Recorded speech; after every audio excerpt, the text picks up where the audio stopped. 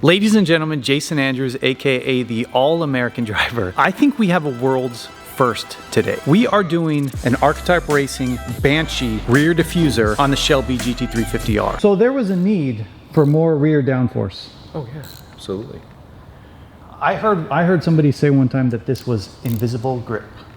Yeah, downforce, big diffuser. This does it. So why carbon fiber? Light, looks amazing. Strong. Then we also did the strakes and forged carbon fiber. So in the event that you do have an off. Okay, he knows who he's talking to. And you do wear these strakes down, we can put it back in the mold with more forged carbon fiber and it would come back out looking just like this, brand new again.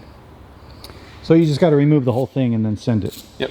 What's the difference? I noticed that there are two patterns here. Yep, this is forged, so these are the strakes, these are forged, and then this is just standard carbon fiber 2x212.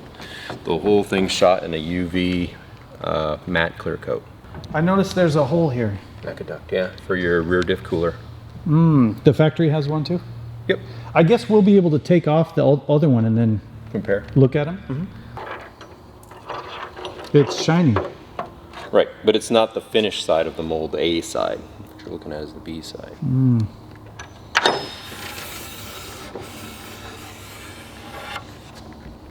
Not the show side.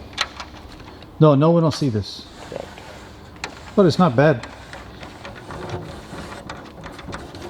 I've actually never seen B-side carbon. the weave kind of, it looks stitched. You know what I mean?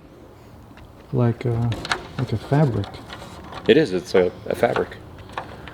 So it's a really strong fabric, really light fabric, and the resin is what gives it its shape or makes it hold its shape. Which is different from the material I use on the splitters. Why?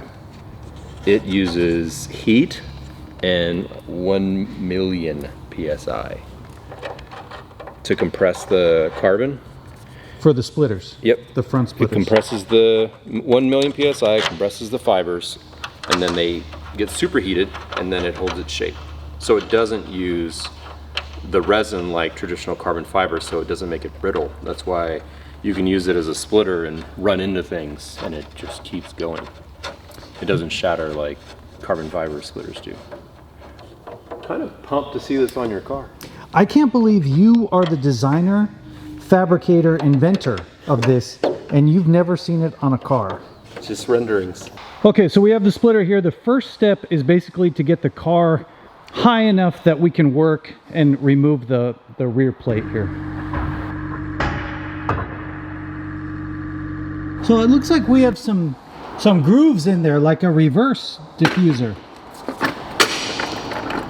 Yeah, I mean, this thing makes some downforce just because of the way it curves.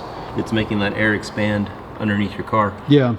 We're just taking it to a whole other level with big strakes, and it's gonna fill all the way edge to edge, right behind the tire. You can see down here, this thing collects like a good amount of hay and yeah, I'm actually pretty excited to get this thing like side by side with the Banshee. I mean, Or I can set that one on top of that. Yeah, let's do it. This is the factory one that Curtis is picking up. It's not even half as big as the other one. I'm trying to see where these holes line up. So right about there. Wow.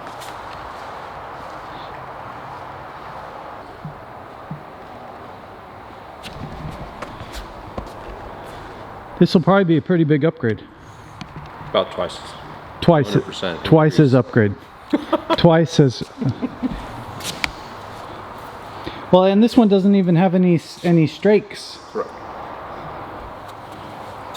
S-T-R-A-K-E-S. Yep. And if you look at the size of the ducts for the cooling, like I can barely fit my hand in those. This thing is.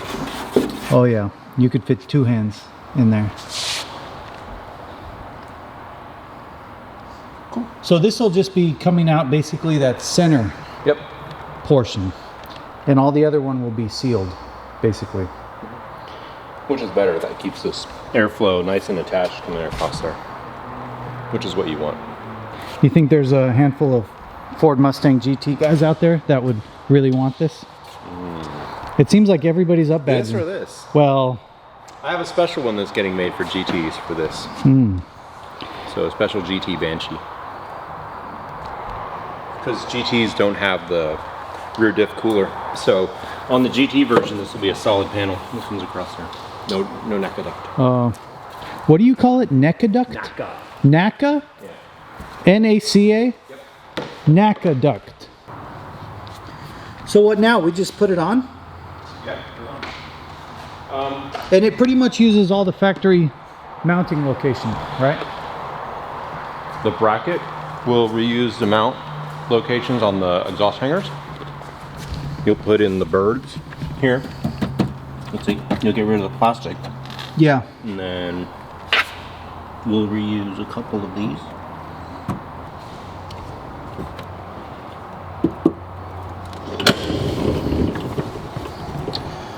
So under here you have these plastic kind of support brackets that the factory diffuser, if you want to call it a diffuser, bolted onto. But Archetype Racing makes these, he calls the birds, billet rear diffuser supports. These are aluminum, so these are going to handle, you know, basically all the downforce that this thing is generating, probably much more than these little plastic ones up here. The aluminum brackets also kind of help with the sagging of the rear end. You know, some guys were getting that replaced like under warranty, right? They were having Ford fix those panel gaps. Yeah. But these will help eliminate that thing, just kind of pulling it down.